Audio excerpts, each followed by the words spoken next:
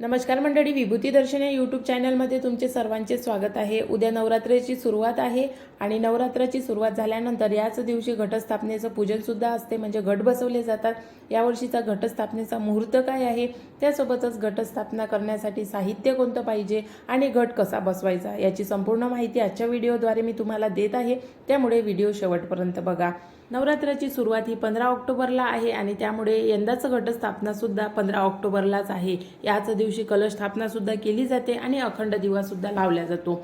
घटस्थापनेसाठी लागणारं जे साहित्य आहे ते कोणतं आहे? घट बसवण्यासाठी सर्वात पहिले लागते ती म्हणजे चांगली आणि शुद्ध माती। माती चांगल्या ठिकाणची असावी, ज्या मातीमध्ये थोडंसं शेणखत, थोडीशी रेती असेल, अशा मातीमध्ये पेरलेला घट हा अतिशय चांगला निघतो। आणि घट उगवताना त्या ज्या बिया आपण घटामध्ये टाकतो, जे धान्य आपण घटामध्ये टाकतो ते हळदीच्या पाण्यामध्ये भिजलेलं असावं, याने घट आणखीन चांगला निघतो। त्यासोबतच हे धन पेरण्यासाठी किंवा धान्य उगवण्यासाठी तुम्ही एक लाकडी टोपली सुद्धा घेऊ शकता किंवा मग मातीचं एखादं भांडं सुद्धा घेऊ शकता। त्यासोबतच कलश स्थापनेसाठी एक तांब्या पाहिजे, त्यामध्ये तुम्ही तांब्याचा किंवा पितळेचा कोणताही कलश घेऊ शकता। धन पेरण्यासाठी आपल्या घरातील जेही धान्य असेल, जसे ज्वारी, बाजरी, गहू, तांदूळ यापैकी चणे, जेही तुमच्या घरामध्ये असेल, मूग, तीळ, हे सर्व धान्य तुम्ही घेऊन या घटामध्ये हे धान्य पेरावं। त्यानंतर पूजेसाठी लागणारं साहित्य, यामध्ये लाल वस्त्र, कुंकू, नारळ, दीप, सुपारी, गंगाजल, आंब्याची डहाळे, नाणी, विड्याची पाने, धूप, दीप, नंदादीप, त्यासोबतच कापूर, विड्यावर ठेवण्यासाठी सुपारी, खारीक, बदाम आणि हळकंड, हे जे सर्व साहित्य आहे हे पूजनासाठी पाहिजे। आणि लक्ष्मीपूजन असल्यामुळे किंवा दुर्गामातेचं पूजन असल्यामुळे दुर्गामातेला प्रिय असणाऱ्या ज्या वस्तू आहे, जसे कवड्या, त्यासोबतच कमलगट्टे, ह्या ज्या लक्ष्मीच्या प्रिय वस्तू आहे त्यासोबत या पूजनामध्ये अवश्य असाव्या। अखंड दिवा लावण्यासाठी तुम्ही नंदादीप मोठ्या आकाराची किंवा मग मातीचा दिवा वापरू शकता। मातीचा दिवा सर्वोत्तम मानला गेला आहे पुराणामध्ये। तसेच माती ही पंचमहाभूतांमधून येते, त्यामुळे मातीला विशेष महत्त्व आहे, म्हणून मातीचा दिवा लावणे अतिशय शुभ आहे। तसेच धातूचा दिवा लावल्यामुळे सुद्धा कोणता फरक पडत नाही, पण पहिलं महत्त्व हे मातीच्या दिव्याला दिलेलं आहे। त्यानंतर ज्योत लावण्यासाठी वात पाहिजे। मग वात आपण घरी सुद्धा बनवू शकतो। कापसाने बनवलेली वात अतिशय उत्तम आहे आणि मार्केटमधून जर तुम्ही विकत आणत असाल तर त्यामध्ये लाल आणि पिवळ्या रंगाची जी वात मिळते ती आणावी। पिवळ्या रंगाची जरी आणली तरी चालते, पण मार्केटमध्ये मिळणारी वात ही कॉटनची असावी, जेणेकरून आपला दिवा 9 दिवस आपल्याला चालू ठेवायचा आहे, तेवत ठेवायचा आहे, त्यामुळे तो मधात विजता कामा नये। वातीला काजवी धरल्यानंतर आपला दिवा विजतो, त्यामुळे अशी वात निवडावी जेणेकरून दिव्याला काजवी जास्तीत जास्त धरणार नाही आणि आपली वात अखंड 9 दिवसपर्यंत चालेल। हे झालं संपूर्ण पूजेचं साहित्य, पण यामध्ये देवीची ओटी राहिली आहे। देवीची ओटी सुद्धा महत्त्वाची आहे आणि ती घटस्थापनेमध्ये ठेवल्या जाते, पूजनामध्ये ठेवल्या जाते। त्यासोबतच इतरही वस्तू पूजनामध्ये ठेवल्या जातात, त्या आपापल्या इच्छेनुसार असतात, पण ज्या महत्त्वाच्या आणि मुख्य वस्तू आहे पूजेसाठी त्या मी तुम्हाला सांगितल्या आहे। आणि त्यासोबतच जर तुमच्या घरामध्ये देवीचा फोटो किंवा मूर्ती नसेल तर घटस्थापनेच्या आधी देवीचा फोटो आणि मूर्ती नक्की आणा, कारण पूजनामध्ये देवीचा फोटो आणि मूर्ती अतिशय महत्त्वाची आहे। त्यामुळे घटस्थापनेच्या आधी हे संपूर्ण ज्यावेळी साहित्य आपण आणतो त्यावेळी देवीचा फोटो आणि मूर्ती सुद्धा आणावी। आणि तुमचं कुलदैवत जर देवी असेल तर देवीचे टाक नक्की आणावे आणि आपल्या कुलदेवीचे टाक तर घटस्थापनेच्या आधी आपल्या घरी नक्की आणावे आणि या घटस्थापनेच्या दिवसापासून त्या टाकांचं पूजन आपल्या घरामध्ये नक्की करावं। आता घट कसा बसवायचा आहे आणि कोणत्या मुहूर्तावर बसवायचा आहे, तर 15 ऑक्टोबरला घटस्थापना आहे, त्यामुळे याच दिवशी घट बसवला जातो आणि तो घट तुम्ही सकाळी किंवा संध्याकाळी दोन्ही मुहूर्तावर बसू शकता। सकाळचा मुहूर्त हा 11:44 सुरू होत आहे आणि दुपारचा म्हणजे संध्याकाळचा मुहूर्त हा 6च्या नंतर आहे। 6च्या नंतर 7-7:30 वाजेपर्यंत घटस्थापनेचं पूजन तुम्ही करू शकता। आता घटस्थापना कशी करायची, तर आपल्याला ज्या ठिकाणी आपण घटस्थापना करतो ती जागा आधी स्वच्छ करून घ्यायची आहे, कारण 9 दिवस आपल्याला इथे पूजन मांडायचे आहे आणि याच ठिकाणी आपल्याला 9 दिवस पूजन करायचे आहे। त्यामुळे जागा नीट असावी, स्वच्छ असावी आणि घरात येणाऱ्या लोकांना तो घट दिसावा। असं म्हणतात की येणाऱ्या जाणाऱ्या लोकांची नजर जर तुमच्या पूजेवर पडली, जर घटावर पडली, तर तुमच्या घरामध्ये जो कोणी व्यक्ती येतो तो कोणत्या ऊर्जेने येतो, कोणत्या नजरेने येतो आपल्याला माहीत नाही राहत. पण जर देवाच्या पूजेवर किंवा देवाच्या तिथे घट बसला असला त्या ठिकाणावर जर नजर पडली, तर त्या व्यक्तीमधली जी ऊर्जा असते, ती ऊर्जा निगेटिव्ह ऊर्जा असेल तर ती पॉझिटिव्ह होते आणि आपल्या घरामध्ये नकारात्मकता येत नाही. म्हणून घरात घट बसवताना अशा ठिकाणी घट बसवा जेणेकरून येणाऱ्या जाणाऱ्या लोकांची नजर तुमच्या घटावर पडेल.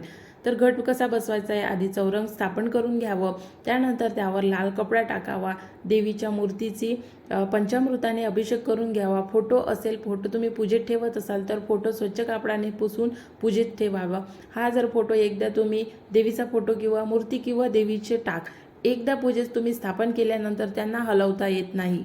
त्यानंतर चौरंगावर अष्टकमल काढावं, अष्टकमल हळदीने आणि कुंकुवाने त्याचं पूजन करून त्यावर कलश स्थापित करावा. कलशामध्ये हळद, कुंकू, एक नाणं, सुपारी आणि आपल्याला जे म्हणजे कवडी किंवा मग एखादं चांदीची वस्तू त्या कलशामध्ये टाकावी. असं केल्यामुळे ते जे कलशाचं पाणी असते ते पाणी शुद्ध, आणखी शुद्ध होते आणि औषधी दृष्ट्यासुद्धा ते पाणी अतिशय महत्त्वाचं असते. त्यामध्ये थोडं गुलाबजल टाकावं आणि त्यावर आंब्याची पाने ठेवावी. मग आंब्याची पाने तुम्ही 5 ठेवू शकता, 7 ठेवू शकता. तर आंब्याची पाने ठेवावी आणि त्यावर नारळ स्थापित करावा आणि हा झाला कलश स्थापन. हा कलश तुम्ही पूजेच्या उजव्या बाजूला किंवा मध्यभागी ठेवू शकता. बऱ्याच लोकांना पूजेच्या मध्यभागी कलश आल्यामुळे पूजा व्यवस्थित वाटत नाही, त्यामुळे कलश तुम्ही पूजेच्या उजव्या बाजूला ठेवावा. त्यानंतर कलशाचे पूजन करून घ्यावे, त्यावर स्वस्तिक काढावं, त्याला हळदी कुंकवाने जसं आपण देवीचं पूजन करतो, कारण त्यावर नारळ ठेवल्यामुळे असं म्हणतात की हे नारळ म्हणजे देवीचं रूप आहे. त्यामुळे जसं देवीचं पूजन करतो आपण नारळाला नथ वगैरे सजवून त्या नारळावर तुम्ही चुंदरी टाकून देवीचं रूप तयार करून त्या नारळाचं सुद्धा पूजन करू शकता. त्यानंतर आपल्याला घट धान्य पेरायचं आहे. तर धान्य हे एखाद्या टोपल्यामध्ये किंवा मग मातीच्या भांड्यामध्ये त्यामध्ये माती मिक्स करून घ्यायची आहे. माती कशी मिक्स करायची मी याच्या आधी सुद्धा तुम्हाला सांगितलं आहे. त्यामुळे तुमचं जे धन आहे ते अतिशय चांगलं निघते आणि धन पेरताना किंवा हे धान्य पेरताना ते हळदीच्या पाण्यामध्ये भिजून त्या मातीमध्ये टाका आणि त्यावर थोडं थोडं पाणी रोजचं टाका.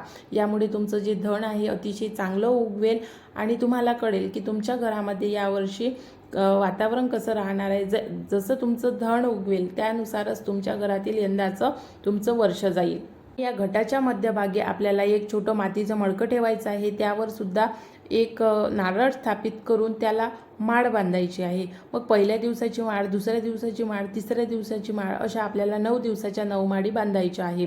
आणि बरेचसे लोक या घटाला धान्याची खोपडी बांधतात. त्यामध्ये ज्वारीची खोपडी किंवा मग बाजरीची खोपडी असते, कारण आता ज्वारी आणि बाजरी लोकांनी पेरली आहे, त्यामुळे या खोपड्या उपलब्ध आहे आणि या खोपड्या या पूजनामध्ये वापरल्या जातात. आणि जे मडकं ही आपण घटाच्या मध्यभागी ठेवतो ते सुद्धा पाण्याने भरून ठेवायचं आहे, कारण असं म्हणतात की हे मडकं आणि ते घटात पेरलेलं धान्य जर आपलं कदाचित लक्ष कधी राहिलं नसेल तर त्या मडक्यातलं जे पाणी आहे ते झिरपत राहते आणि त्यामुळे तुमचं जे धन आहे ते अतिशय चांगल्या प्रकारे उगवते. आणि हे जे मडकं आहे यामधलं पाणी रोज कमी होत जाते, त्यामुळे त्या मडक्यामध्ये रोज पाणी टाकत राहावं. ते मडकं उचलू नये. एकदा पूजा स्थापन झाल्यानंतर पूजेमधलं कोणतं साहित्य उचलू नये. त्यामध्ये रोज पाणी टाकत जावं आणि यामुळे तुमचं धन अतिशय चांगल्या प्रकारे उगवेल. अशा प्रकारे घटाचं पूजन झाल्यानंतर आपल्याला अखंड दिवा लावायचा आहे. दिवा हा सर्वात शेवटी लावायचा आहे. दिवा कसा लावायचा आहे, दिवा लावताना मंत्र कोणता बोलायचा आहे, दिवा लावण्याचे नियम काय आहे, कारण अखंड दिवा लावण्याचे नियम आहे. आणि जर तुमचा दिवा विझत असेल तर काय करावे, आपल्या चॅनलवरती त्याचा व्हिडिओ मी टाकलेला आहे. जर तुम्ही तो अजूनपर्यंत बघितला नसेल तर नक्की बघा. त्यासोबतच दिव्याखाली अशी कोणती वस्तू आहे जी ठेवायची आहे जेणेकरून आपल्या घरामध्ये धनधान्य त्यासोबतच गरिबी दूर होण्यासाठी मदत होईल अशी एक वस्तू आहे जी दिव्याखाली ठेवायची आहे. त्याचा सुद्धा चॅनलवरती मी आपला व्हिडिओ टाकलेला आहे, तो व्हिडिओ नक्की बघा. त्याचा तुम्हाला अतिशय चांगला फायदा होईल.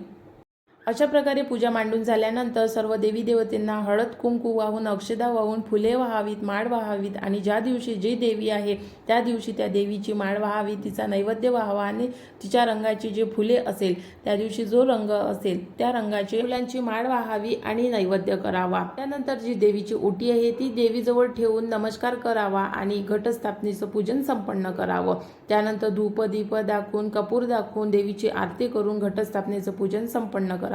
आणि त्यानंतर रोज घटाचे पूजन करावे सकाळ संध्याकाळ. आणि जर तुम्ही अखंड दिवा लावत असाल, ज्या घरामध्ये घटस्थापना होते त्या घरामध्ये अखंड दिवा लावला जातो. आणि तुम्ही अखंड दिवा लावल्यानंतर अखंड दिवा विझणार नाही याची काळजी तुम्ही घ्यायला हवी. काजवी कशी काढावी तर याचा सुद्धा व्हिडिओ मी आपल्या चॅनलवरती दिलेला आहे, तो नक्की बघा. अशा प्रकारे 9 दिवस आपल्याला आता या घटाचे पूजन करायचे, देवीचे पूजन करायचे. देवीचा रंग कोणता आहे, देवीचा 9 दिवसामध्ये 9 दिवसाचे नैवेद्य कोणते आहे, तर याचे संपूर्ण व्हिडिओ आपल्या चॅनलवरती आहे, नक्की बघा. प्रत्येक व्हिडिओमध्ये ही माहिती सांगणे शक्य नाही, त्यामुळे मी आपल्या चॅनलवरती एका स्पेशल विषयावर व्हिडिओ बनवलेले आहे आणि टाकलेले आहे. ते तुम्ही अजूनपर्यंत बघितले नसेल तर जाऊन बघा. तर आशा करते आजचा व्हिडिओ तुम्हाला आवडला असेल. व्हिडिओ आवडला असेल तर व्हिडिओला लाईक करा, चॅनलला सबस्क्राईब करा, बेल आयकनला प्रेस करा, व्हिडिओ जास्तीत जास्त लोकांपर्यंत शेअर करा. आणि तुम्हाला जर काही प्रश्न असेल तर ते सुद्धा तुम्ही मला कमेंट्स करून विचारू शकता. गर्भवती स्त्रियांनी घटस्थापनेचं पूजन करावं का, गर्भवती स्त्रियांनी नवरात्रीचे उपवास करावे का, अखंड दिवा लावावे का, असे मला कमेंट्स आल्या होत्या. त्याच्यावर सुद्धा मी लवकरच व्हिडिओ बनवेल. म्हणून विभूती दर्शन या यूट्यूब चॅनलला आता सबस्क्राईब करून ठेवा, बेल आयकनला प्रेस करा. बेल आयकनला प्रेस केल्यामुळे व्हिडिओची नोटिफिकेशन तुम्हाला सर्वात आधी मिळते. आणि फेसबुकवर सुद्धा मी व्हिडिओ टाकत असते. जर तुम्ही फेसबुकवर असाल तर फेसबुकवर सुद्धा तुम्ही मला फॉलो करा. आजचा व्हिडिओ बघितल्याबद्दल धन्यवाद. नवीन व्हिडिओमध्ये नवीन माहितीसोबत लवकरच